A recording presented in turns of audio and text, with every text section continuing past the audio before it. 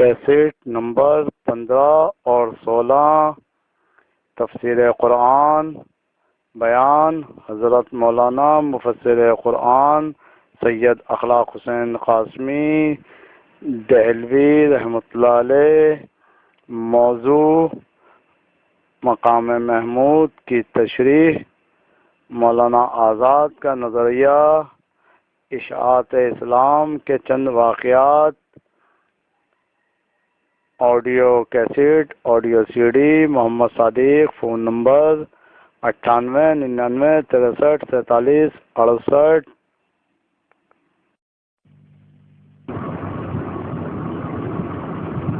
أعوذ بالله من الشيطان الرجيم.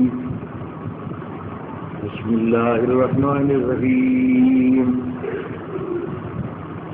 أقم الصلاة لدلوك الشمس إلى غسق الليل وقرآن الفجر إن قرآن الفجر كان مشهودا ومن الليل فتهجد به نافلة لك عسى أن يبعثك ربك مقاما محمودا وقل رب يغفر لي مدخل صدق وأخرجني مخرج صدق واجعل لي من لدنك سلطانا نصيرا صدق الله مولانا العظيم.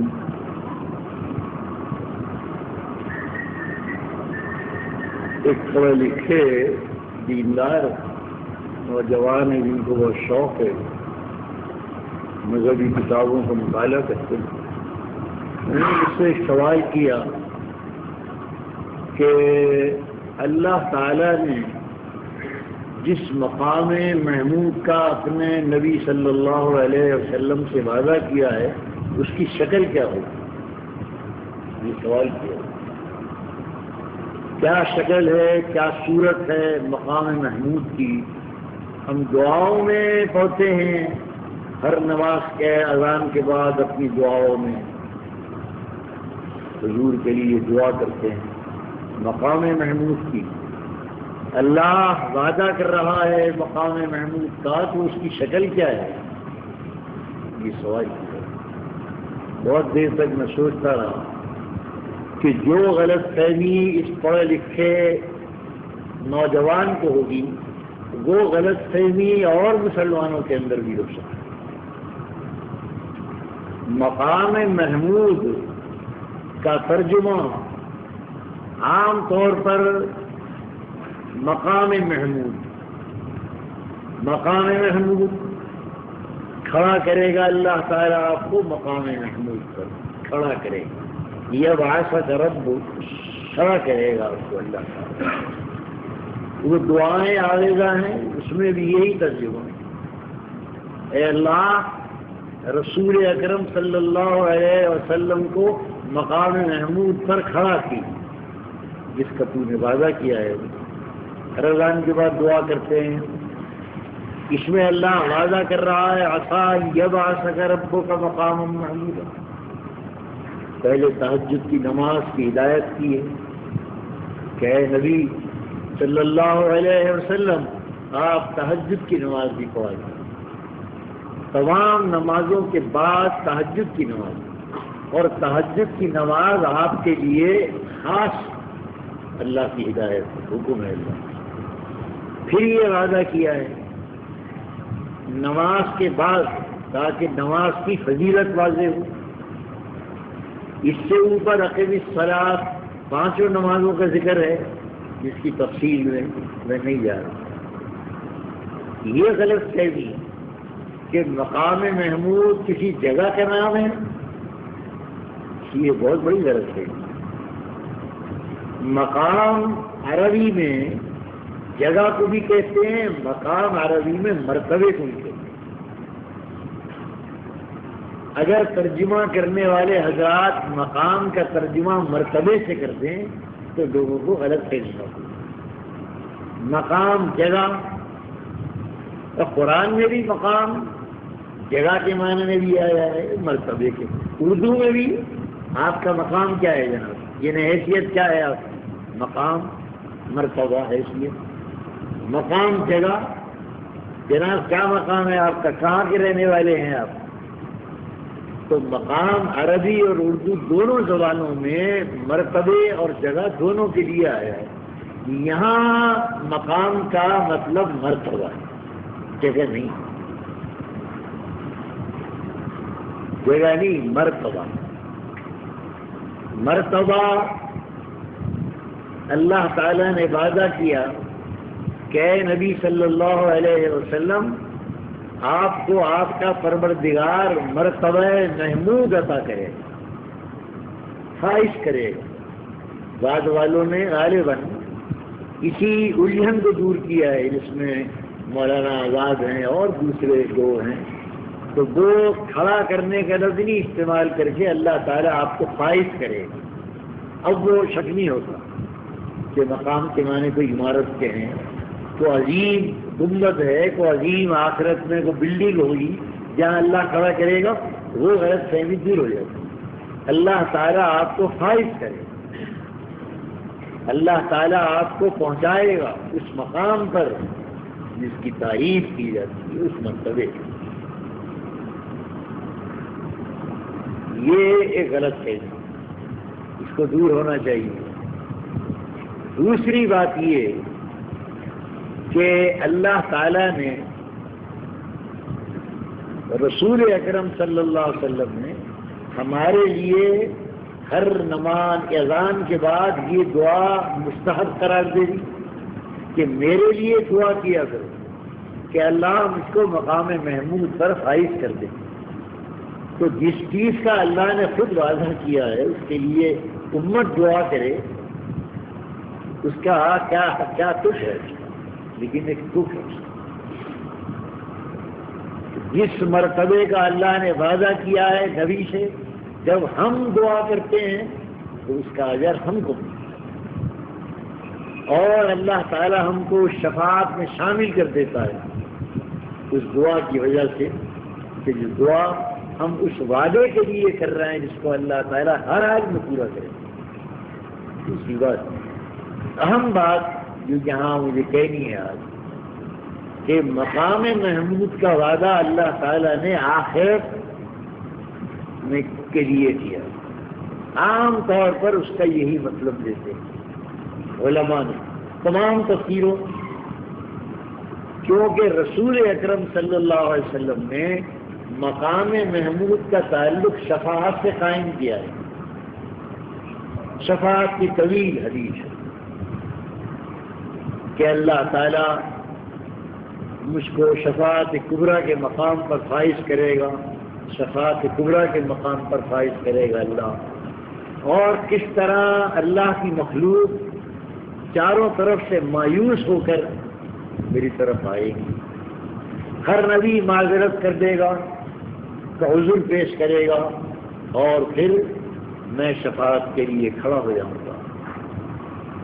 اس شفاعت کی حدیث میں رسول اکرم صلی اللہ علیہ وسلم نے اس مقام محمود کا جوڑ لگایا اور شفاعت کی تفصیل کر کے فرمایا ھذا ثم تلا ھذہ، پھر حضور نے یہ آیت تلاوت کی کہ عسیٰ ان یبعثک ربک مقاما محمودا۔ اس حدیث سے عام طور پر تعجب ہوتا ہے، یعنی 1500 برس تک علماء بڑے چھوٹے بڑے بڑے اکابر 1500 برس معمولی بات ہے، سب نے یہی سمجھا کہ مقام محمود وہی ہے جس کو شفاعت کبریٰ کہتے ہیں، کیونکہ حضور نے ارشاد فرمایا ہے۔ 1500 برس کے بعد میں تو یہی کہوں گا کہ یہ توجہ کی رسول اللہ صلی اللہ علیہ وسلم نے مولانا ابوالکلام آزاد پر توجہ کی اور القا ہوا اللہ کی طرف مولانا کہ اللہ کے اس وعدے کا تعلق صرف شفاعت سے نہیں ہے، دنیا سے بھی۔ اللہ اتنے بڑے مرتبے کا وعدہ کر رہا ہے اور وہ مرتبہ صرف شفاعت، مولانا آزاد سب سے الگ ہے. اور مولانا آزاد نے یہ لکھا کہ شفاعت تو دراصل مقام محمود کا ایک پہلو ہے. جس سمجھداری کے ساتھ مولانا آزاد نے اختلاف کیا ہے پوری امت کے علماء سے، گویا ان کو شرح صدر ہو گیا اس میں کہ اللہ وعدہ کر رہا ہے مقام محمود، مرتبہ محمود کا اس کی تعریف کرے گی کائنات، اور وہ صرف آخرت میں ہوگا، شفاعت ہے وہ صرف. اور یہ دنیا خالی ہے، یہ دنیا خالی. مولانا نے پہلے شفاعت کی حدیث کو آپ سمجھ لیں کہ رسول اکرم صلی اللہ علیہ وسلم نے جو اس کا شفاعت سے جوڑ لگایا اس کی یہ خاص ہے. آپ فرماتے ہیں کہ جب خدا کی مخلوق سب طرف سے مایوس ہو کر میرے پاس آئے گی، میں کہوں گا انا لہذا، اے اللہ کے بندوں میں اس کام کے لیے مقرر ہوں، میں تمہارا انتظار کر رہا ہوں. آؤ.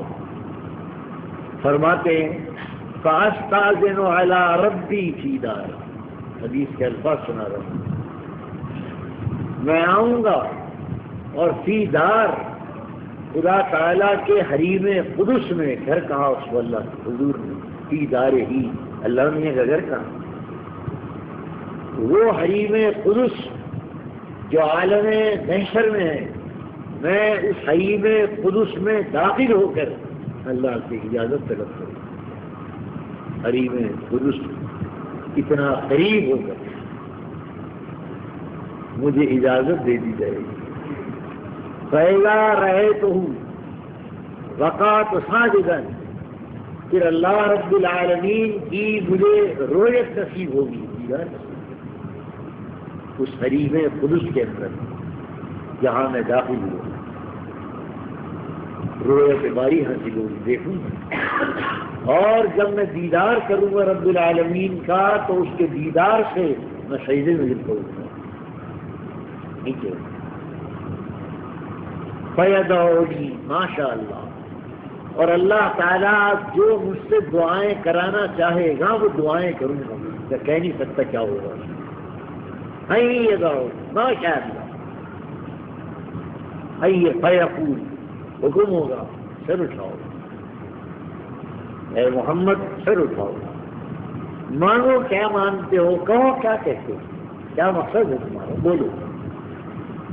ایک روایت میں حضور نے یہ کہا کہ یلہمنی محامد احمد لا تحضرنی الان، لا تحضرنی الان. یہ فقرہ حدیث کا فیصلہ ہے. اللہ تعالیٰ اس وقت میرے قلب میں اپنی تعریف وہ اعلان کرے گا کہ جو آج تک میں نے بھی نہیں کی. اللہ کی تعریف، حمد و ثنا جو اس وقت تک، اور پیغمبروں کا تو کہنا کیا، میں تو آخری پیغمبر ہوں، آج تک میں بھی وہ تعریف نہیں کر سکا تھا. خدا وہ تعریف میرے دل میں ڈالے گا اور میں اب خدا کی وہ حمد و ثنا گاؤں گا جو آج تک کسی نے نہیں ہے. یہ خاص بات ہے.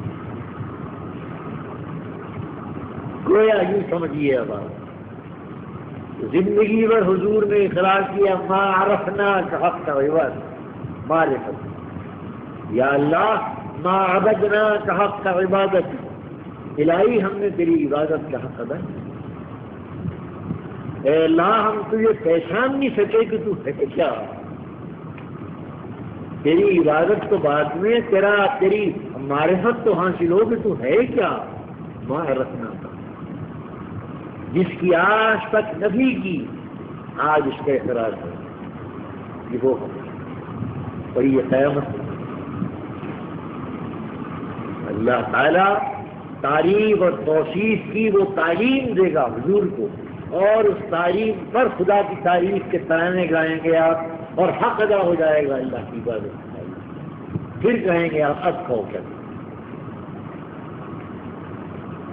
اللہ کی عبادت کا حق ساری مخلوق ادا نہ کر سکے، انبیاء اور اولیاء اللہ کی معرفت کا حق ادا نہ کر سکے۔ جب اللہ نے وہ حق ادا کرا لیا تب کہا ہے محمد الرسول، اب بولو کیا کہتے ہیں؟ جو مانگو گے ہم دیں گے، پہلے حق ادا کرا ہے۔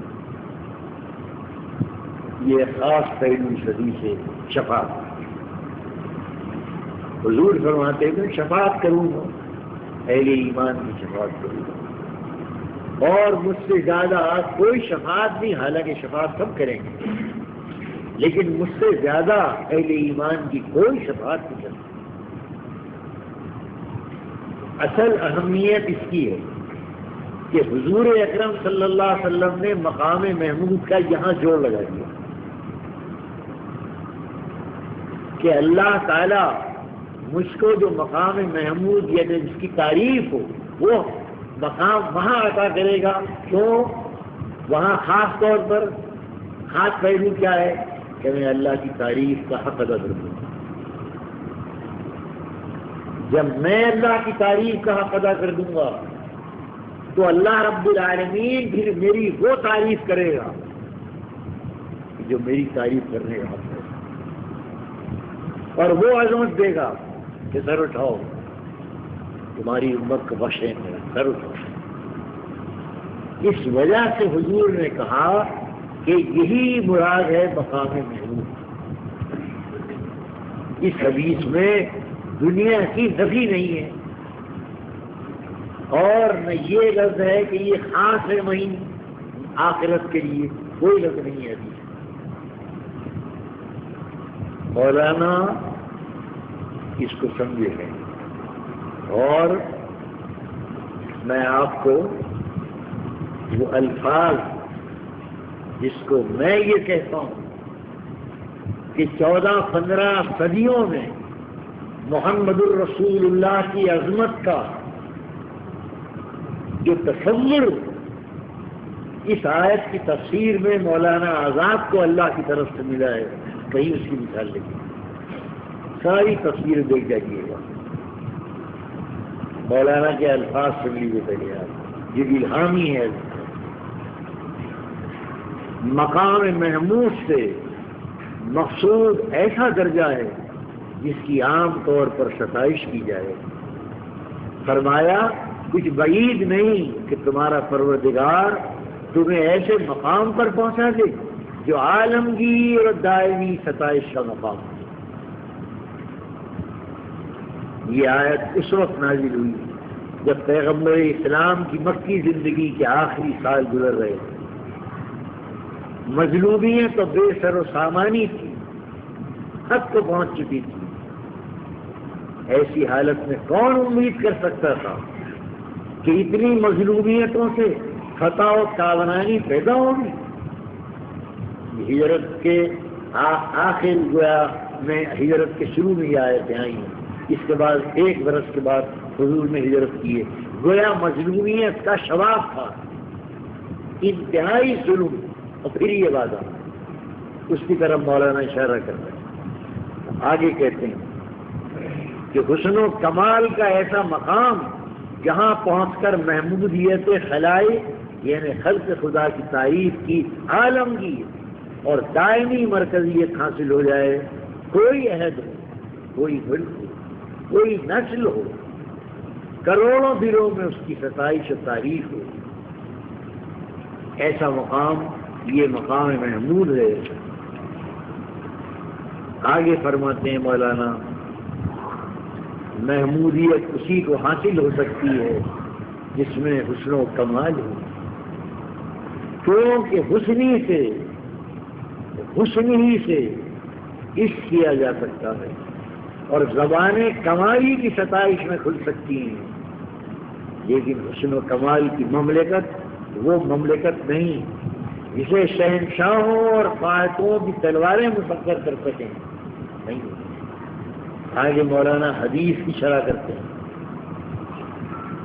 بعض حدیث سے معلوم ہوتا ہے کہ اس مقام کا ایک پہلو، دیکھیے کھول رہے ہیں مطلب، ایک پہلو وہ معاملہ ہوگا جو قیامت کے دن پیش آئے گا، جیسا کہ اللہ کی حمد و ثنا کا عالم آپ بلند کریں گے، بلا شبہ محمودیت کا مقام دنیا اور آخرت دونوں کے لیے، جو ہستی یہاں محمود خلائق ہے وہی ہستی وہاں بھی محمود ہوگی۔ مولانا کی تفسیر کے بعد جو اردو میں تفسیر وجود میں آئی، مشہور جو عالم ہیں وہ موجود نہیں۔ مولانا کا ان سے سیاسی اختلاف تھا، پاکستان کے بہت بڑے عالم چلے گئے۔ مولانا صاحب اس اختلاف کے باوجود جب مولانا کی یہ تفسیر پڑھتے ہیں تو قلم رکھ دیتے ہیں، اور اسی عبارت کا خلاصہ تقیم القرآن میں نقل کیا ہے۔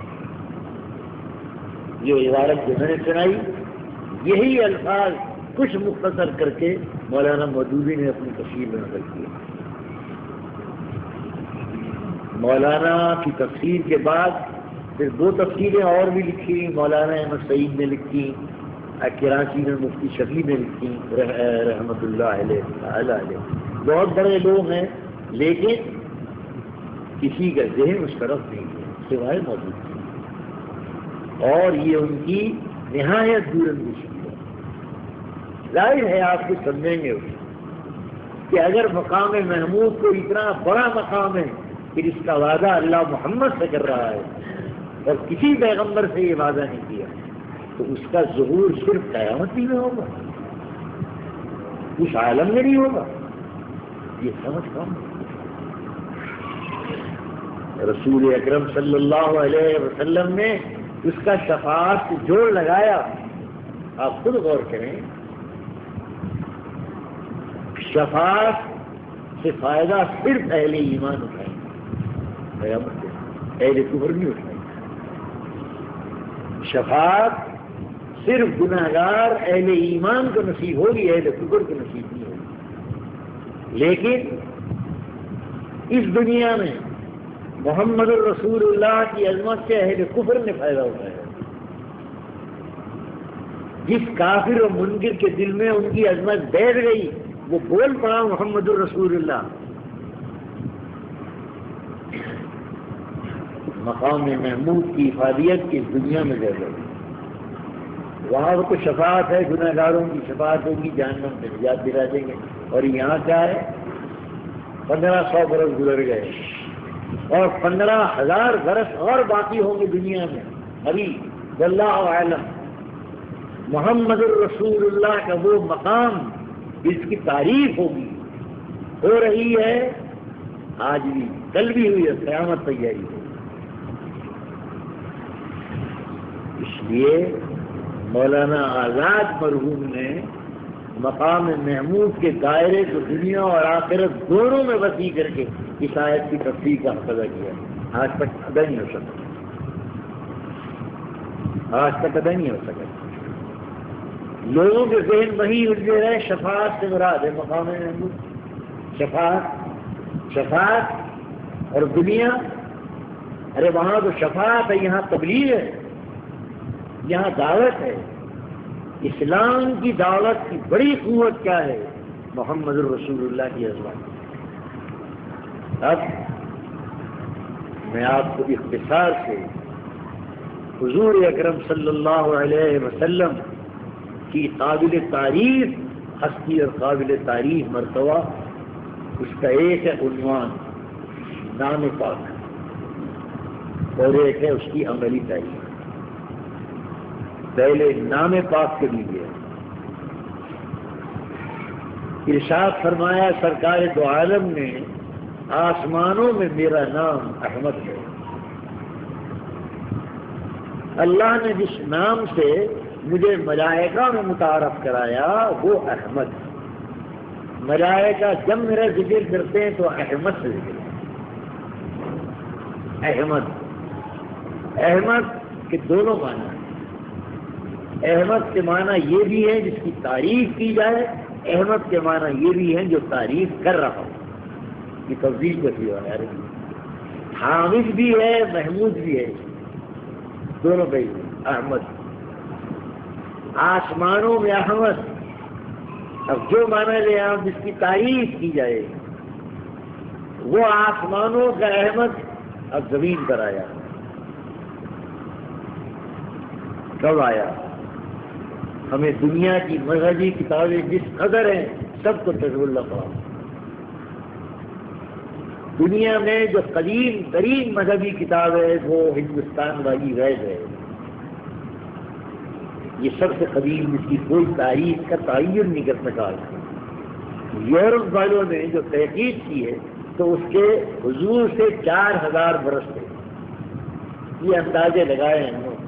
باقی تو تاریخ متعین نہیں ہے، ویدوں کی تاریخ، وید قدیم کتاب ہندوستان، آسمانی کتابوں میں، مذہبی کتابوں، قدیم ترین۔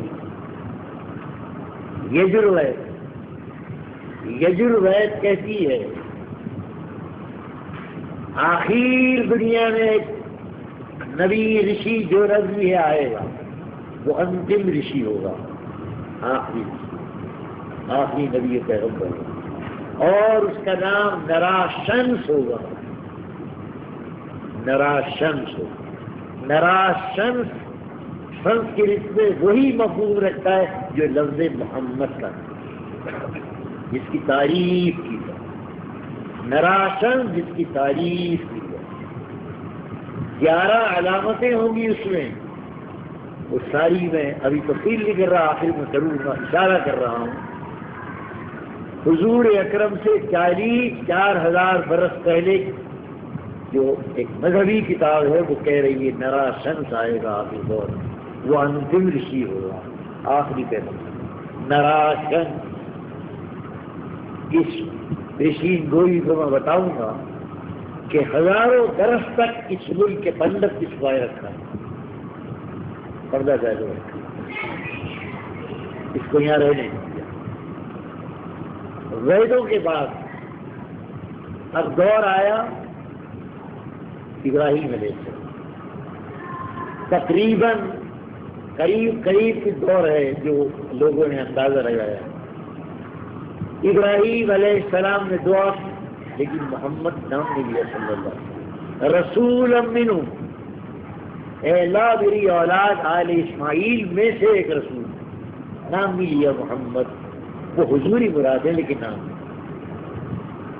ابراہیم کے بعد علیہ السلام موسیٰ علیہ السلام، موسیٰ علیہ السلام پر تورات میں وحی آئی، اے موسیٰ ایک آخری دور میں ہم تم جیسا رسول بھیجیں گے لیکن وہ تمہارے بھائیوں سے ہوگا۔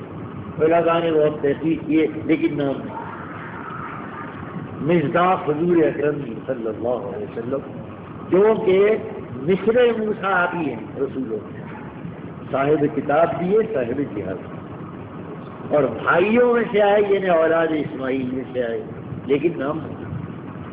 اب حضور اکرم صلی اللہ علیہ وسلم کی پیدائش قریب آ گئی، 500 برس رہ گئے سرکار کی دنیا میں تشریف لانے کہ عیسیٰ علیہ السلام آ گئے۔ جب ظہور محمد الرسول اللہ کا وقت قریب آ گیا تو جناب مسیح نے نام لے کر آپ کی پیشین ہوئی انجیل میں۔ انجیل سریانی زبان میں آئی، پھر اس کے تراجم یونانی میں ہوئی۔ یونانی لفظ جو حضور اکرم صلی اللہ علیہ وسلم کے لیے انجیل میں آیا خار خلیج کا لفظ، خار خلیج، اور یونانی میں خار خلیج اور عربی میں محمد ایک معنی جس کی تعریف ہو، جو تاریخ کے قابل ہو، خار خلیج۔ بہت پیسے کیے پادریوں نے اس کو بگاڑا ہے اور تو تعبیریں کر کے مڑوڑا ہے، لیکن ہمارے علماء نے ثابت کر دیا ہے اور قریب ہے، اور اس کے معنی عربی میں وہی ہیں جو محمد کے صلی اللہ علیہ وسلم۔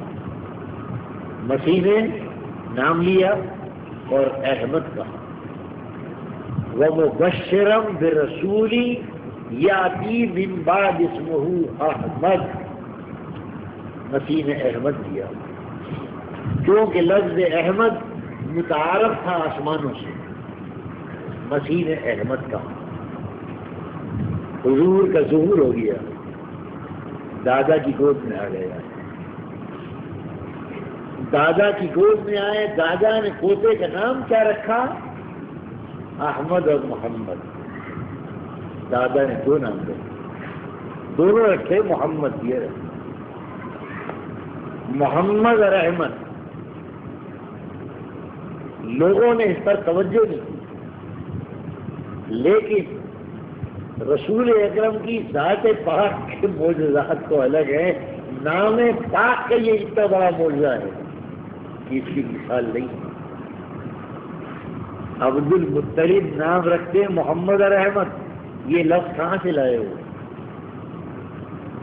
عبد المطلب جناب دادا آپ کے کہاں سے آئے لفظ؟ عربی زبان کے لفظ ہے، ہم سے محمد، ہم سے احمد، لیکن 3000 برس سے عربی زبان قریش کی زبان ہے، اور کسی کے ذہن میں یہ نہیں آیا کہ اپنے بیٹے کا نام محمد رکھ دے۔ 3000 برس کا عربی لٹریچر، وہ کسی زبان میں ہو، وہ زبان جاہلیت کی شاعری ہو یا کچھ بھی ہو، لفظ محمد اور احمد کہیں نہیں ملے گا۔ کیوں نہیں ملے گا؟ کیوں کسی کے ذہن میں نہیں آیا کہ اپنی اولاد کا نام ہم سے محمد رکھو، احمد رکھو؟ کتنے پیارے لفظ ہیں، نہیں آیا۔ کیوں نہیں آیا؟ کیوں نہیں آیا؟ اللہ رب العالمین نے ذہن موڑ دیے۔ وہ اہل زبان، ان کی زبان ہے، وہ رات دن ہم کہتے ہیں، بدا کہتے ہیں، یہ الفاظ انہی کی زبان کے ہیں، اور سینکڑوں نام وہ بناتے ہیں انہی عربی الفاظ سے، لیکن کوئی یہ نہیں سوچتا کہ ہم سے اپنے بیٹے کا نام محمد بنا دو۔ کیوں نہیں سوچتا؟ اللہ نے سوچ پر پہرا لگا دیا۔ عبد المطلب کو اللہ تعالیٰ نے یہ سوچ عطا کر دی۔ محدثین کہتے ہیں یہ جناب عبد المطلب پر ان دونوں ناموں کا اللہ کی طرف سے الہام ہوا، الہام ہی کہہ سکتے ہیں۔ کیوں 3000 برس کی پرانی زبان ہے، کیوں لفظ محمد کسی بچے کا نام نہیں مل رہا سوائے محمد ابن عبداللہ کے؟ الہام عبد المطلب۔ عبد المطلب آسمانی کتابوں کے عالم نہیں تھے آپ کے دادا۔ اگر کوئی یہ کہے کہ انہوں نے انجیل پڑھی ہوگی، اس میں فارقلیب تھا، اس کو عربی محمد کر دیا، لیکن جناب عبد المطلب امی تھے، پڑھے لکھے نہیں۔ پڑھے لکھے اس دور میں صرف ورقہ ابن نوفل تھے، جو حضرت خدیجہ کے چچا زاد بھائی، اور جہاں حضور گئے اور دیکھ کر کہا کہ تم نبی ہونے والے ہو، وہ ایک عبد المطلب کا امی تھی۔ اس امی کے اوپر الہام ہوا، اپنے پوتے کا نام محمد رکھو۔ یہ نام پاک کی بات میں نے بتا دیا۔ اب میں اسے کھول دوں کہ نراشن ہزاروں برس سے غیب کے اندر موجود ہے، اور کوئی پنڈت اس کی ہوا نہیں لگنے دے رہا۔ سارا دور گزرا مسلم سلطنت کا ہندوستان، سارا دور گزرا، کسی مسلمان عالم کو ہندی پڑھتے کرتے نفرت کرتے۔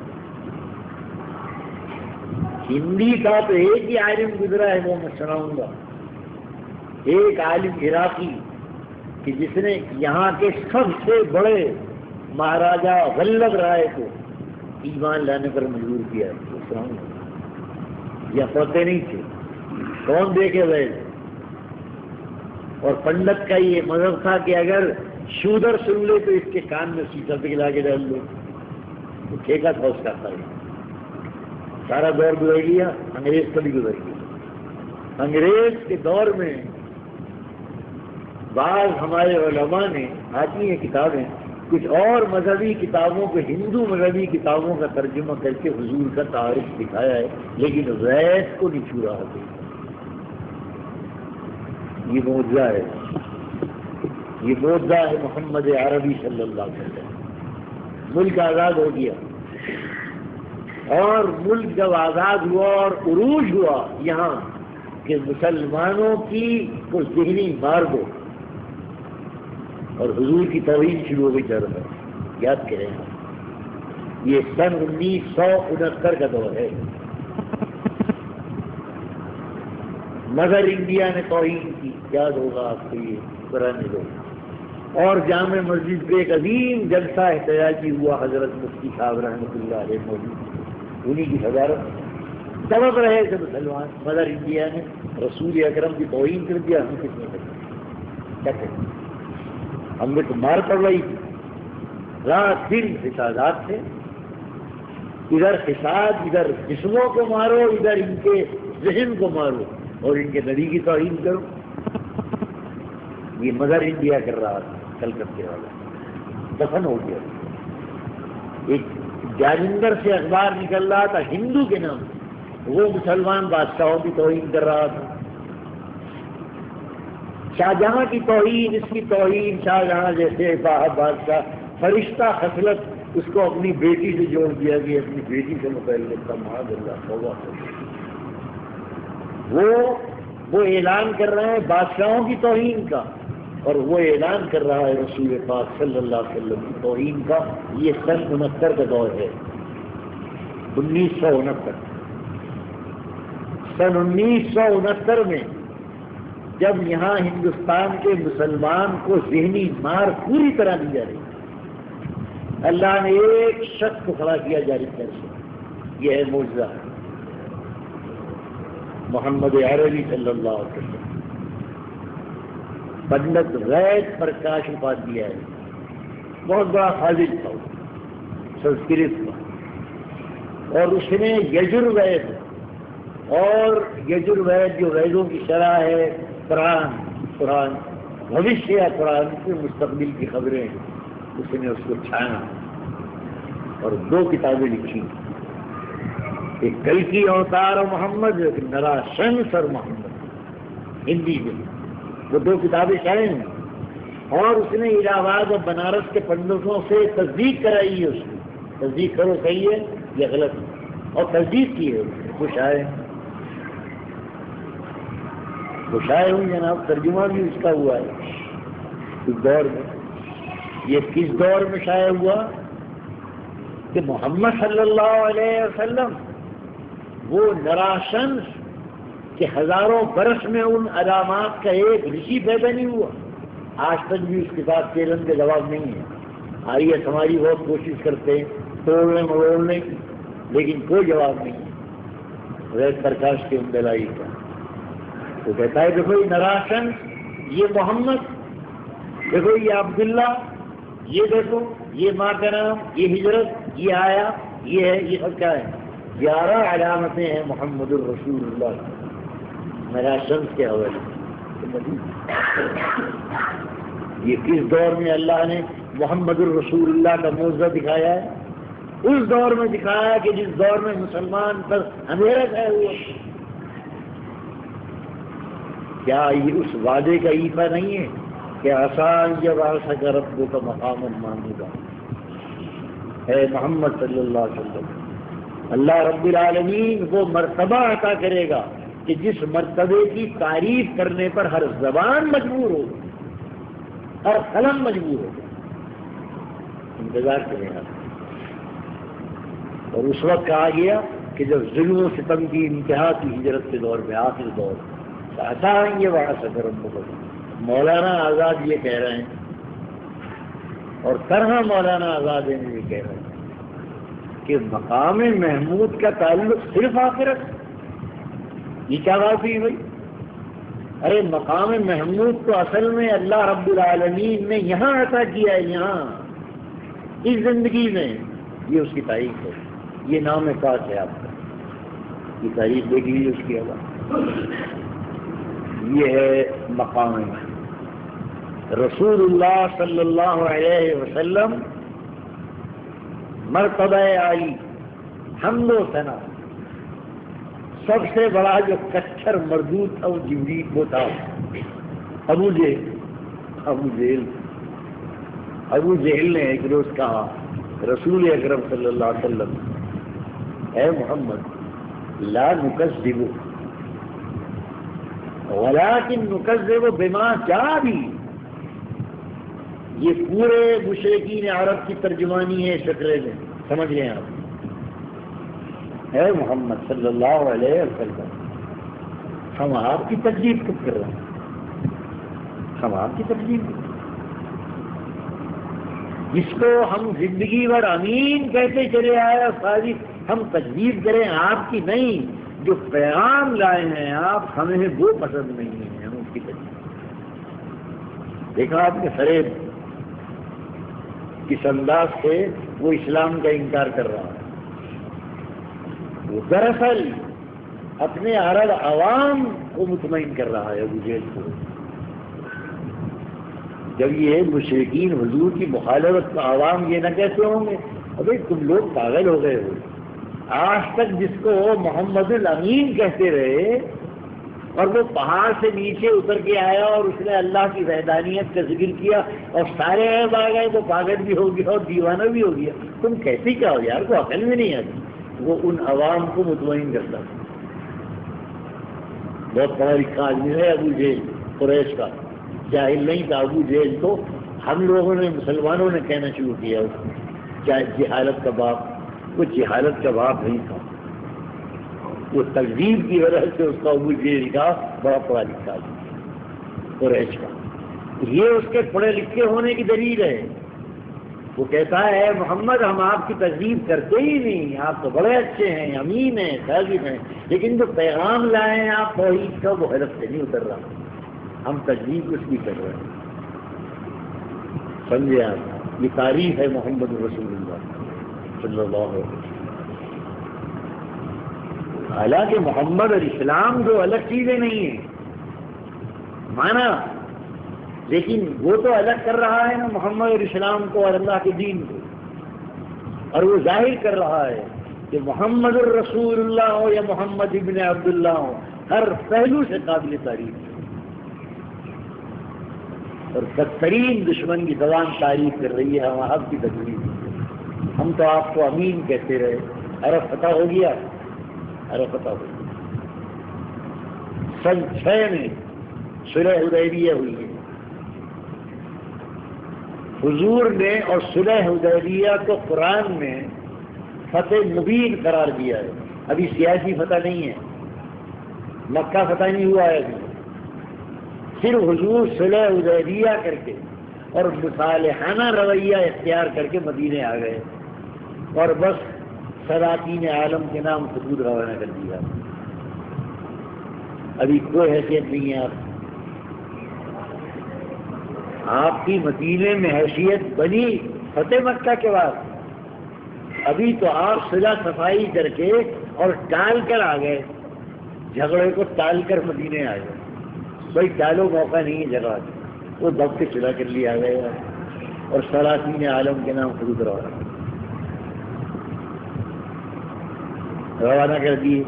معلوم ہے آپ کو جو ہرقل اعظم تھا اس کو حضور نے بھی ہرقل اعظم ہی کہا ہے. الہ ہرقل عظیم، بڑی سلطنت روم کی عیسائیوں. جب حضور کا قاصد وہاں پہنچا اس نے حضور کا اس میں دیکھا.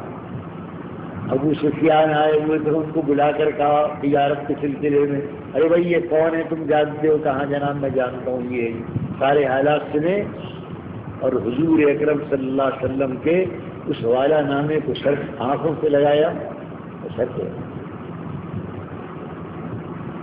اور حضور کے قاصد سے یہ عرض کیا کہ محمد کو میرا سلام کہنا اور یہ کہنا کہ حکومت چھننے کا اندیشہ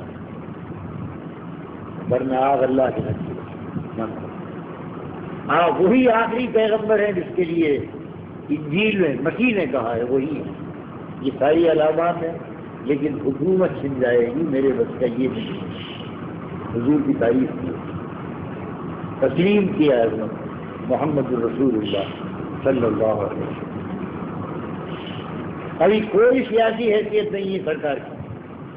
شخصی حیثیت بحیثیت نبی کی، آپ کی اخلاقی حیثیت، جو اوصاف سن رہا ہے وہ لوگ نقل کر رہے ہیں، انہی اوصاف کے آئینے میں وہ محمد کی تعریف کر رہا ہے، آنکھوں سے لگا رہا ہے، سر پہ رکھ رہا ہے اور ہاتھ جوڑ کے کہتا ہے یہ کہہ دینا میری حکومت شروع ہے۔ یہ ہرقل اعظم ہے، وہ جو میں نے کہا نا پچھلے جمعے میں کہ امیر المومنین عمر نے صحابہ کرام کو لے کر ان تمام قرب و جوار کی سلطنتوں کو فتح کیا، لیکن ایک فقرہ یہاں لگا دوں، عمر نے اور صحابہ نے جسم فتح کیے ہیں، لیکن ان سارے مخالفین کی روحیں اور دل محمد فتح کر چکے تھے صلی اللہ علیہ وسلم۔ صحابہ کرام کو جسم فتح کر رہے تھے تلواروں سے، تلوار جسم فتح کرتی ہے، فوج کو توڑتی ہے، لیکن محمد عربی صلی اللہ علیہ وسلم کی اخلاقی عظمت دلوں کو توڑ چکی، فتح کر چکی۔ یہ ہرقل کا جواب ہے، مانتا یہی جواب جو خلیج کی اور ریاستیں تھیں تقریباً نجاشی ایمان لے آیا تھا، مسیحی تھا، وہ پہلے ہی ایمان لے آیا تھا ہجرت جب صحابہ کرام گئے۔ ایک ذلیل تھا کسرا جس نے چاک کر دیا ایک، باقی تمام خلیج کی ریاستیں عمان، بحرین، مصر کا وہ مقوقس کس قدر تعریف کیے حضور، اور یہی عذر کیا کہ اور حضور کے 3 تحفے بھیجے قاسم،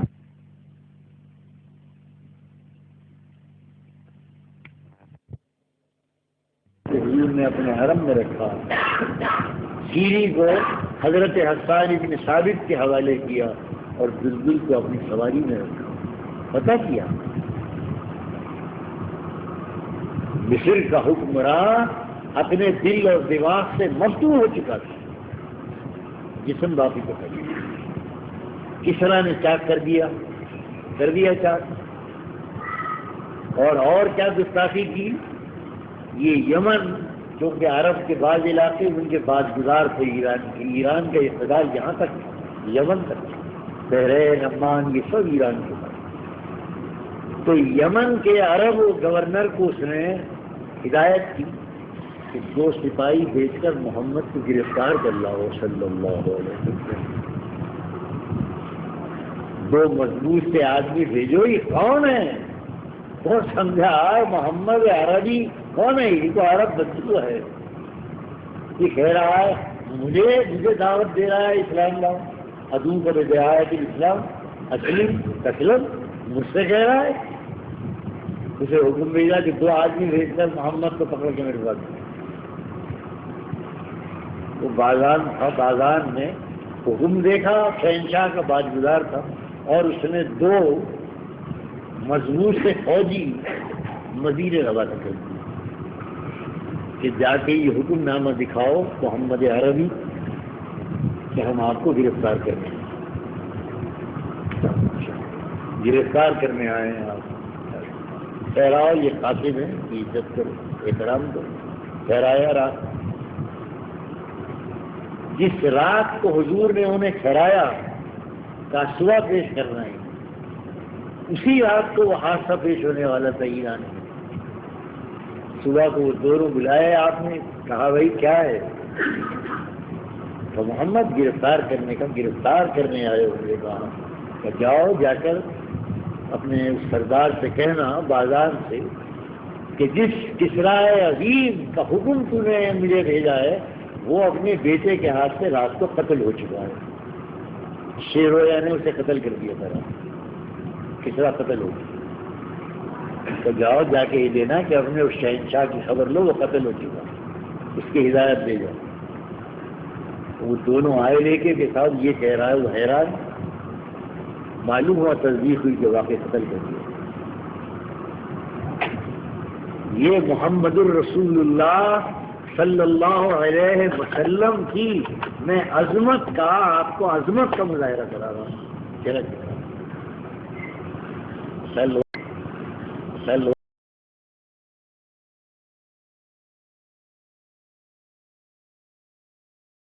سواریں سوتی گئیں، جگہ اب لڑائی ہوئی، فوجی طاقت کو توڑا، صحابہ کرام نے توڑا، اس میں بھی حضور کی تربیت کو دخل تھا، ہو گیا.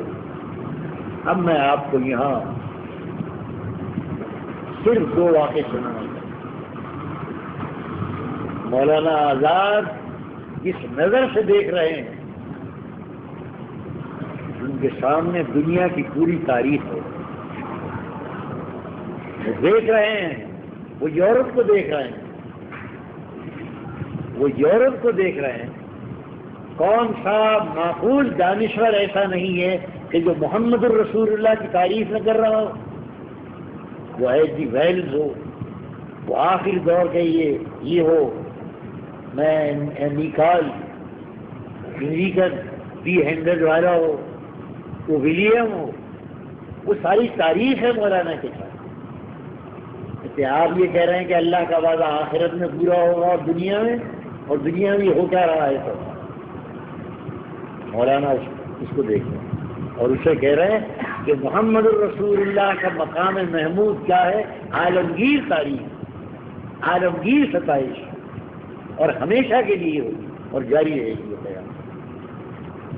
مولانا اس لیے کہہ رہے ہیں کہ اس کا آخرت سے تعلق نہیں ہے دنیا میں. اب دو باتیں میں آپ کو بتاؤں، صرف ہندوستان کے تعلق سے بتا رہا ہوں آپ کہ جب سندھ فتح کر لیا مسلمانوں نے تو منصورہ مسلمانوں کی راجدھانی تھا. منصورہ راجدھانی تھا، اور اس وقت جو دکن کا علاقہ ہے ہندوستان کا، اس کا بہت بڑا جو حکمراں تھا وہ ولبھ رائے تھا، مہاراجا ولبھ رائے. یہ واقعہ نقل کیا اس بصری سیاح نے جس کا نام ابن شہریار ہے. وہ آیا ہے 4 صدی ہجری میں ہندوستان میں، اور اس کے سفارت سیاحت نامے کا نام عجائب الہند، عربی میں ہے، اس کے ترجمے ہو چکے عجائب الہند. بنی عباس کے خلفاء نے اس کو بھیجا ہے کہ جاؤ جا کر ہندوستان کے حالات کو دیکھو. اسی دور میں آگے پیچھے البیرونی آیا ہے، ان میں ایک ابن شہریار ہے، یہ 4 صدی ہجری میں آیا. اسے یہاں آ کر یہ خبر ملی کہ مہاراجا ولبھ رائے نے منصورے کے حاکم مسلمان عبداللہ ابن عمرو ابن عاص کو لکھا کہ مجھے اسلام کا تعارف کرا. یہ کیا ہے اسلام؟ مسلمان صرف ابھی سندھ تک ہیں اور سارا ملوی و ہندو اقتدار عالم ہے. ولبھ رائے ہے. عبداللہ ابن عمر جو منصورے کے حاکم تھے، انہوں نے تلاش کیا تو عالم ہے یہاں، ایک عراقی عالم ہے. اللہ کا دین کس طرح سے پھیلا ہے اس کی ایک مستقل تاریخ ہے. اس نقطۂ نگاہ سے اگر دنیا کی تاریخ پڑھیں تو آپ کو معلوم ہو کس طرح اللہ کا دین پھیلا. حاکم کو معلوم ہوا ایک عراقی عالم ہے اور بہترین سنسکرت جانتا ہے. آیا کیا دیکھوں، یہ مہاراجا ولبھ رائے ہے، سب سے بڑا یہ اسلام کا تعارف چاہتا ہے. تعارف لکھو اسلام. تو ابن شہریار کہتا ہے کہ اس عراقی عالم نے نظم میں، سنسکرت زبان کی نظم میں اسلام کا تعارف نامہ مرتب کیا. سنسکرت زبان میں توحید، عقیدہ آخرت کا، نماز کا ایک مکمل منظوم سنسکرت اسلام کا تعارف تو بھیج دیا ہمارا لوگ. مہاراجا پڑا اور بڑا متاثر ہوا. اس نے کہا کہ اس عالم کو میرے پاس دے. وہ عراقی عالم مہاراجا کے پاس آ گیا، ولبھ رائے کے پاس. اس نے کہا کہ آپ مجھے قرآن کریم کی تفسیر سنسکرت میں سمجھائیے. بیٹھ گیا وہ عالم سمجھانے. مہاراجا اپنے شاہی تخت پر بیٹھتا تھا اور مہاراجا نے ایک چوکی بنوائی اپنے سامنے جہاں بیٹھ کر وہ قرآن کی تفسیر بیان کرتا اور سنسکرت سے بیان کرتا. اس کی قابلیت کا اندازہ ہے. اللہ کی دین، محمد کا معجزہ صلی اللہ علیہ وسلم، یہ یوں ہی نہیں پھیلا کام.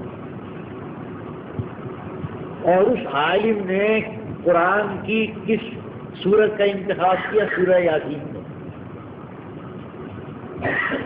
سورہ یاسین کا انتخاب کیا. اب اس نے جانے کے بعد جو داستان بیان کی ہے وہ سنا رہا ہوں میں. وہ تفسیر بیان کرتا رہا اور مہاراجا تخت شاہی پر بیٹھ کر سنتا. جب وہ سورت کے اختتام پر پہنچا اور اس آیت پر آیا کہ من یحیی العظام وہی رمیم قل یحیی الذی خلق اول مرہ وهو بكل شیء علیم قل یحیی الذی انشأ اول مرہ، یہاں آیا وَضَرَبَ لَنَا مَثَلًا وَنَسِيَ خَلْقَهُ. قرآن کہتا ہے یہ لوگ یہ آ کر ہم پر مثالیں بچھا رہے ہیں. وہ عرب والے یہ کرتے تھے کہ قبرستان سے بوسیدہ پرانی ہڈیاں لے آتے تھے اور ان کو حضور اکرم کے سامنے یوں بھربھراتے تھے وہی رمیم، اور یہ کہتے تھے یہ ہم کو کیوں بے وقوف بناتے ہو؟ کیا یہ ہڈیاں دوبارہ زندہ ہوں؟ رمیم یہ زندہ ہوں. تو قرآن نے کہا یہ مثالیں بچھا رہے ہیں ہم پر، اس کی اے پیغمبر جواب دے دو. قل، یہ جواب اللہ کا ہے. اس اللہ کے جواب نے مہاراجا کو ہلا دیا.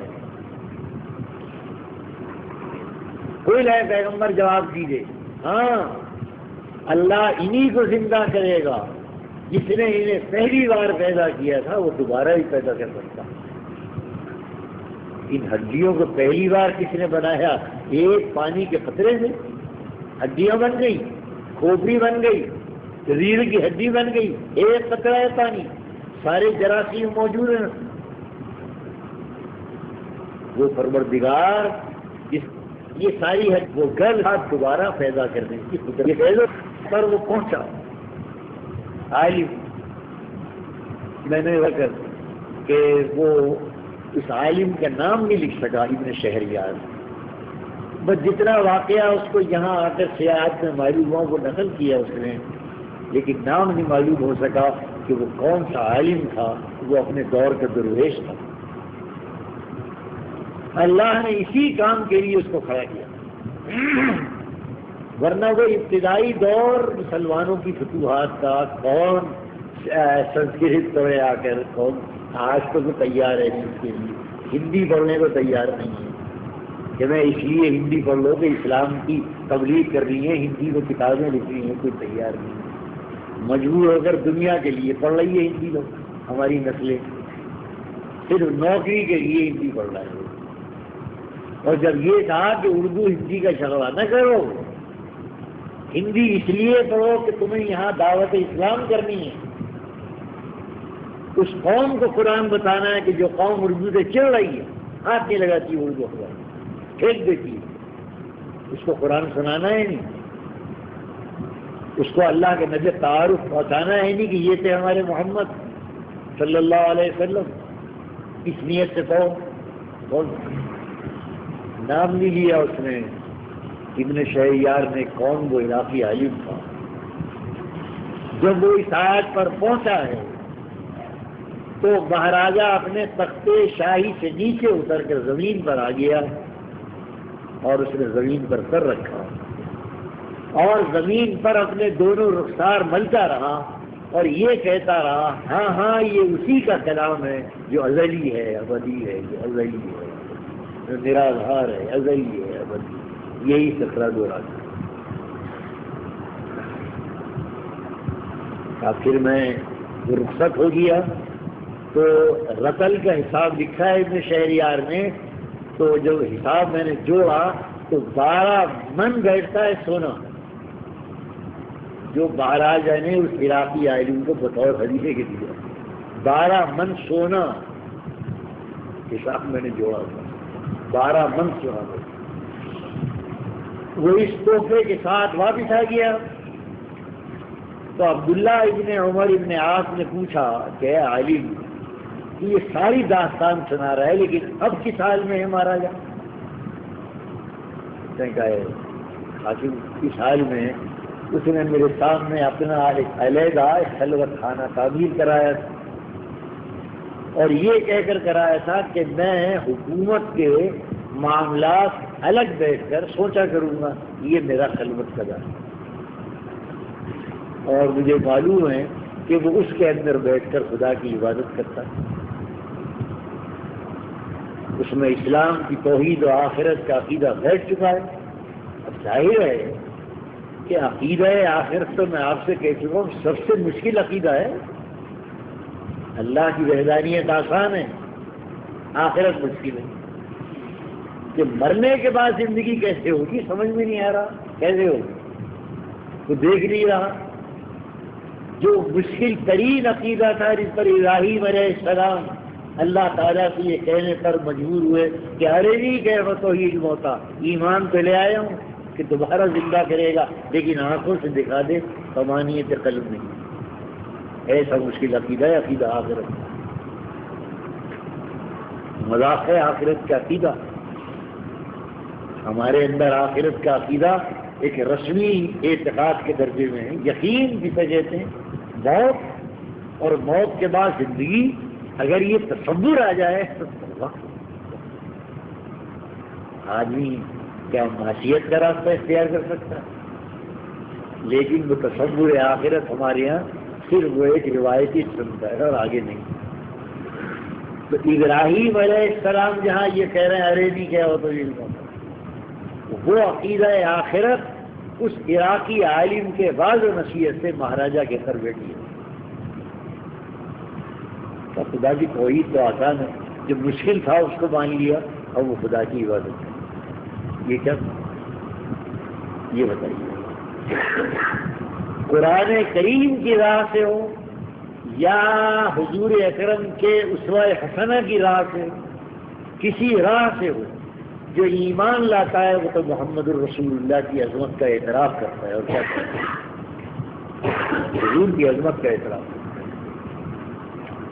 ایک اور واقعہ سنا دوں گا، اسی ملک کا ہے، اسلام پھیلا ہے، اور نہرو نے لکھا ہے اس میں جو مشہور کتاب ہے اس میں کہ قدیم ہندوستان میں راجاؤں کا اور رئیسوں کا، پہلے بھی ہمارے یہاں وہی کا لکھا ہے، دنیا جانتی ہے کہ قبیلوں کے سردار، شہروں کے حکیم راجا مہاراجا، اگر انہوں نے رائے بدل لی ہے تو بھی نیچے عوام رائے بدل لیا ہے کہ بھائی ہمارے چودھری کا یہ مذہب ہے، بھائی ہم بھی ہے، ہمارا بھی ہے، ہمارا حاکم بھی ہے، ہم بھی ہے، تو نیچے کا درجہ اپنے حکام پر رائے بدل لیا، مذہب بدل لیا کرتا تھا، کوئی پریشانی نہیں ہے۔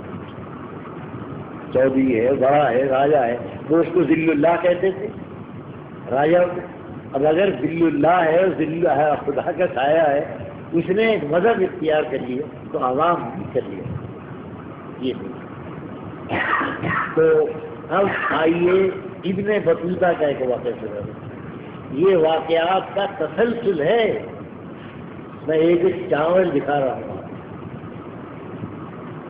کہ مولانا آزاد محمد الرسول اللہ کی عظمت دنیا، یہاں اللہ نے جو ان کو عظمت عطا کی اور ان کی عظمت کے سہارے جو اللہ کا دین پھیلا، اس ساری تاریخ کو سامنے رکھ کے یہ کہہ رہے ہیں کہ مقام محمود صرف آخرت میں عطا نہیں کیا جائے گا، یہاں بھی اللہ نے عطا کیا ہے۔ جو اس کو خاص کر رہے ہیں آخرت سے، وہ حدیث رسول اللہ کو سمجھیں، یہ کہہ رہے ہیں مولانا آزاد۔ ابن بطوطہ یہ آیا ہے 8ویں صدی ہجری، جب اسلامی دور کافی تغلق وغیرہ دور آئے گا۔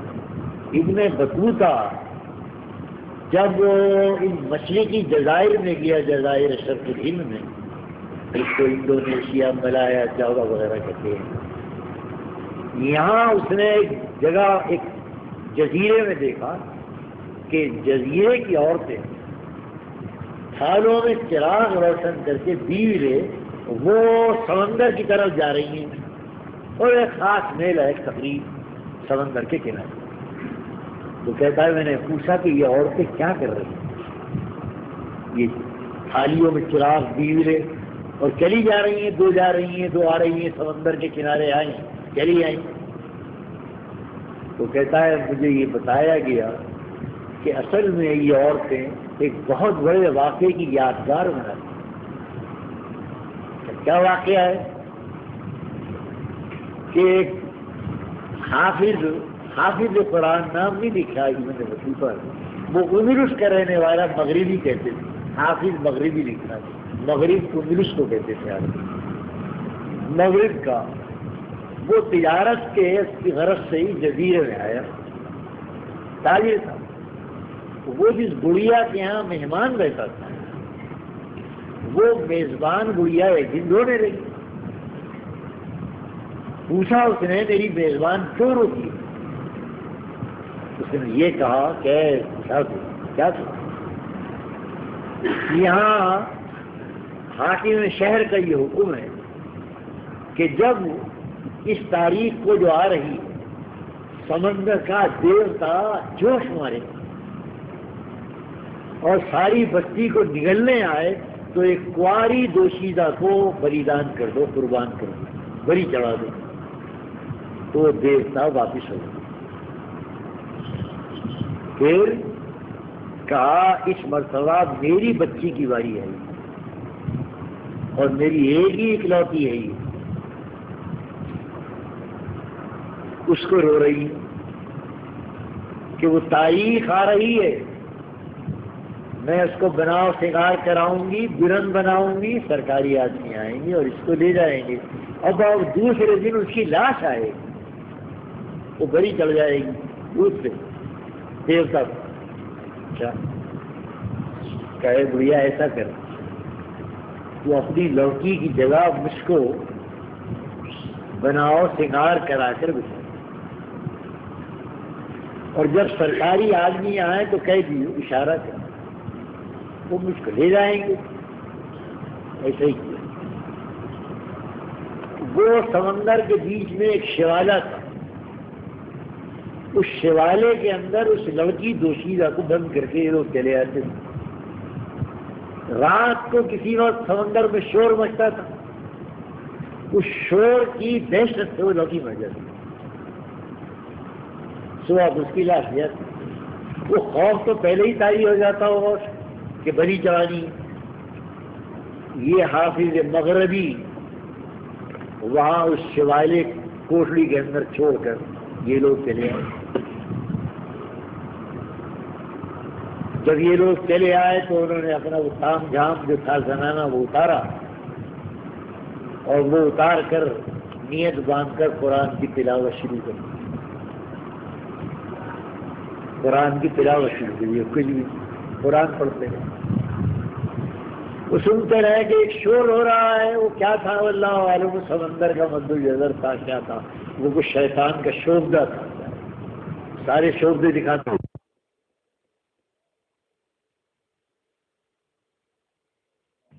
شیطان،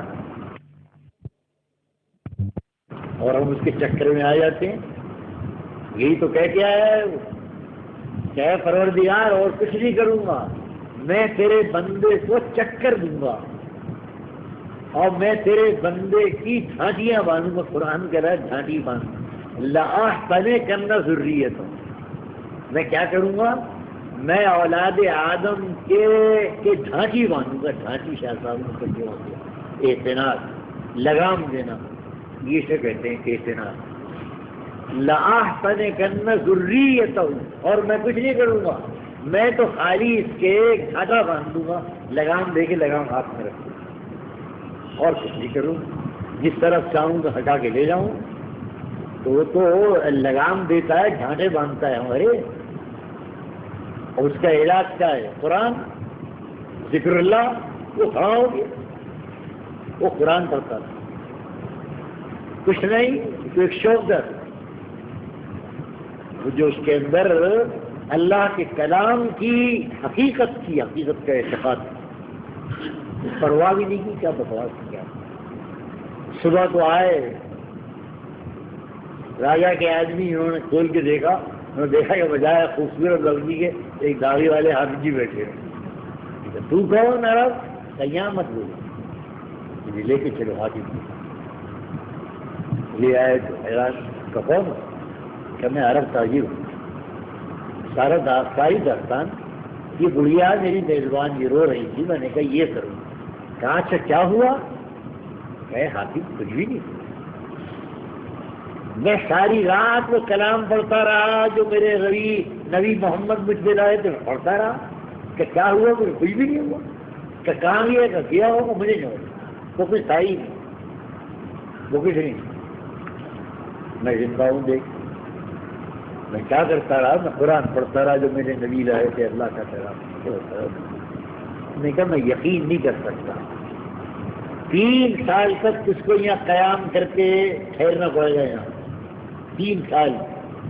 اور اگر 3 سال تک وہ سمندر کے دیوتا نہ آیا اور واقعی وہ شوبدہ رہا تو میں سارے جزیرے کے اسلام قبول کروں گا. ابن بطوطہ کہتا ہے کہ وہ حافظ اندلس کے اسپینی حافظ 3 سال تک وہاں رہے. وہ ظاہر ہے وہ کیا تھا، وہ جب وہ تاریخ آئے وہ اس شوارے کے اندر بیٹھ کر قرآن پڑھنا شروع کر. 3 سال حاکم سے کہا دیکھ لیا اطمینان ہو گیا، اب کچھ نہیں ہوگا، اب قول و قرار پورا کرو اور اسلام قبول کرو. اس سارے جزیرے نے اسلام قبول کیا. اس طرح یہ آپ دیکھتے ہیں سارا جزائر ملایا اور یہ اور وہ سب یہاں بغیر جہاد کے مسلمان ہوا. کوئی جہاد کیا ہے صحابہ کرام نے ان جزائر میں؟ کوئی جہاد نہیں کیا. یہ وہ علاقہ ہے. یہ ایک واقعہ بتا رہا ہے حافظ مغربی کا کہ وہ جو عرب کے تجار آتے تھے ان کا جو اللہ تعالیٰ نے ان میں جو یقین و اعتماد کی قوت عطا کی، اس قوت سے توڑ کے رکھ دیا سارے شرک کو. ساری طاقت تو یقین کی ہے، اور جہاں یقین کی بول جائے، جیسے ہمارا یقین ہندوستانیوں کا کی بول گیا، سمجھ گئے کی بول گیا. ہر گندا فروش ہمیں پاگل بنا رہا ہے کیونکہ یقین کا دیوانہ نکل گیا. کیا کریں؟ جو اصل طاقت تھی کہ ممن یتوکل علی اللہ فہو حسبہ، توحید تو نامی اعتماد کا رہ جا. 1,00,000 بار پڑھتے رہو لا الہ الا اللہ لا الہ الا اللہ، 1000 گھما دی 2000 گھما دو، وہ گھمانے کا کوئی فائدہ نہیں. چٹولو اندر اعتماد علی اللہ آیا. اللہ کی ذات پر جس کو بھروسہ اور اعتماد کہتے ہیں آیا نہیں آیا. یہ توڑ دے گا ایک گندا فروش یا شوق دیواز توڑ دے گا. وہ اگر توڑ دے گا ایمان نہیں. یہ میں نے 2 واقعے حضور کو سمجھا. میرا منشا پھر اس کو دوہرا دوں کہ اللہ نے اپنے پیغمبر سے وعدہ کیا تھا ان یبعثک ربک مقاما محمودا، اے نبی ہم وہ مرتبہ عالی عطا کریں گے کہ ہمیشہ ہر زمانے میں اپنے پرائے سب آپ کی تعریف کریں گے. وہی تعریف آسمانوں پر ہوگی میدان محشر میں، اس کا نام شفاعت ہے. لیکن مقام محمود صرف آخرت میں ہوگا یہ نہیں ہے. مولانا آزاد کی رائے یہ اندازہ لگایا اللہ کی توفیق ہے، کچھ نہیں ہے. کوئی انکار کر سکتا ہے اس سے کہ عطا اتنا بڑا وعدہ اللہ کا صرف وہ آخرت میں ہوگا پورا، اور یہ جو دنیا کا سارا دور گزر رہا ہے اب میں کہہ دوں، میں نے کہا لکھنؤ نے کہا کہ اس 20ویں صدی میں 2 حجتیں ہیں اللہ کے دین کی اور محمد الرسول اللہ کی 2۔ ایک حجت یورپ کے خلاف، ایک انڈیا کے خلاف، ہندوستان والوں۔ ہندوستان کے خلاف جو آخری حجت ہے اسلام کی وہ ہے وید پرکاش کی کتاب، جس کا کوئی جواب آج تک نہیں، کہ جس کو وید نراشنس کہہ رہا ہے وہ محمد ہے، وہی کل کی ہے، وہی انتم رشی ہیں، اس کا جواب آج تک نہیں بن سکا۔ حالانکہ آپ دیکھ رہے ہیں کہ خدا لاگ ڈانٹ ہندو مسلمان کی اس دور میں، لاگ ڈانٹ کی وجہ سے مسجدیں گر رہی ہیں۔ لاگ ڈانٹ، ایک مسجد اگر رہ جاتی تو آخر کون سی قیامت آ گئی تھی ہندو کو؟ لاگ ڈانٹ، اس کا نام اقتدار ہے۔ اقتدار اس کا نام۔ جو کمزور پوزیشن میں ہو وہ مقابلہ کرے، سامنا کرے، اور جو اقتدار میں ہو وہ سامنا برداشت کر لے۔ یہ اقتدار تھا، یہ اقتدار کی فطرت نہیں، اقتدار کی فطرت نہیں۔ اقتدار کی فطرت وہ ہے کہ جس نے ملکہ بلقیس نے کہا اپنے حواریوں سے، تم کہتے رہے ہو کہ میں سلیمان کا مقابلہ کروں، لیکن انجام سمجھ لو کیا ہوگا۔ کہاں سلیمان کام ہے؟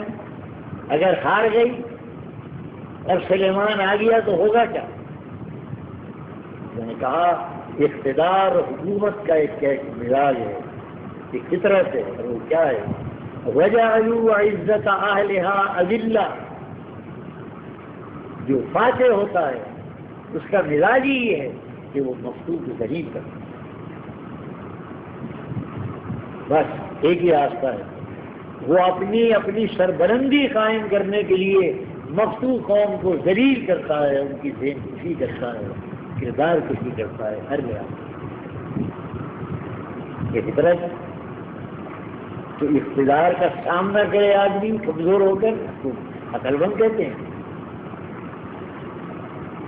بلقیس نے جواب دے دیا کہ عقل مندی کی بات کرو، تم یہ کہہ رہا ہو کہ میں لڑوں سلیمان سے، طاقت ہے کیا؟ اور اگر ہار گئی تو کیا ہوگا؟ یہ انجام ہوگا کہ ساری قوم کو ذلیل کرا دیں؟ نہیں، اطاعت کی ہے۔ خیر پیغمبر کی بات کی، اطاعت کرنی تھی سلیمان علیہ السلام۔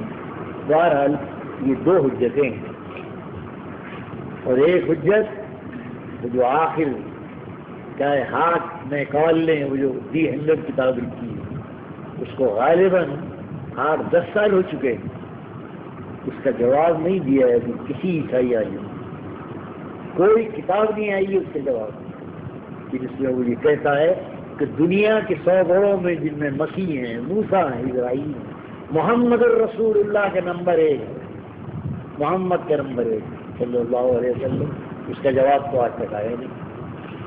اور مانا ہے اس میں نیکول نے اقرار کیا ہے کہ میری قوم عیسائی اس کو برا کہے گی، میں اپنے نبی مسیح پر برتری دے رہا ہوں محمد کو، لیکن میں کیا کروں؟ تاریخ یہ کہہ رہی ہے، تاریخ یہ کہتی ہے کہ جو مقام اس دنیا میں محمد الرسول اللہ نے حاصل کیا ہے مسیح حاصل نہیں کر سکتا۔ موسیٰ کہتا ہے کہ 23 برس کی مدت میں کل ایک انتہا قوم کو، حجت قوم کو دین اور دنیا اور روحانیت اور سیاست ہر اعتبار سے وہاں پہنچا دیا جس سے بلند تو دوسری جگہ نہیں ہے۔ پھر غیالی ہوا نہیں، یہ نہیں، یہ کہتا ہے کہ صحابہ کرام کو اس مقام پر پہنچایا ہے کہ جس مقام کے بعد پھر کوئی مقام نہیں تھا سوائے نہیں ہے، ہر کمال راز والے۔ یہ معجزہ ہے محمد رسول اللہ کا، اور یہ حجت ہے تمام اہل یورپ پر۔ بہرحال یہ خیال آ گیا اس صاحب کے پوچھنے پر کہ مقام محمود کسی جگہ کا نام ہے، تو میں نے یہ سوچا کہ یہ غلط فہمی عام طور پر ہو سکتی ہے کہ مقام محمود کوئی مینارہ ہے، کوئی بلڈنگ ہے جو اللہ تعالیٰ قیامت میں حضور اکرم صلی اللہ علیہ وسلم کے لیے تعمیر کرے گا، ایسا نہیں ہے۔ مقام کے معنی مرتبے، رتبے کے، اللہ تعالیٰ وہ رتبہ عالی عطا کرے گا، وعدہ کیا ہے، وہاں عطا کرے گا مرنے کے بعد آخرت میں، اور یہاں عطا کر چکا اور اس کا ظہور دنیا میں ہو رہا ہے۔ اور ہم یہی کہتے ہیں کہ اللہم صلی علی محمد وعلی آل سیدنا محمد، ہم تو ان کی عظمت کا اعتراف کرتے ہیں، خالی ہم ہمارے درود سے ان کی عظمت بڑھ نہیں رہی، تو ہمارے درود و سلام سے تو ان کا مقام بڑھ رہا ہے، ان کا مقام بھی بڑھ رہا، ان کی عظمت کا اعتراف کرتے ہیں۔ اللہم صلی علی محمد وعلی آل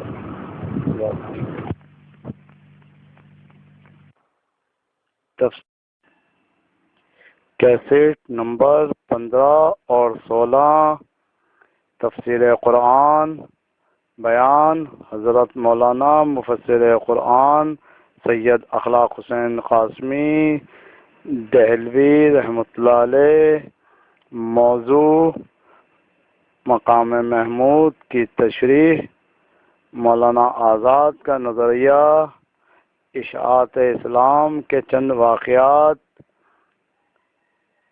audio cassette, audio C D. Muhammad Sadiq, phone number 98 99 63 47 68۔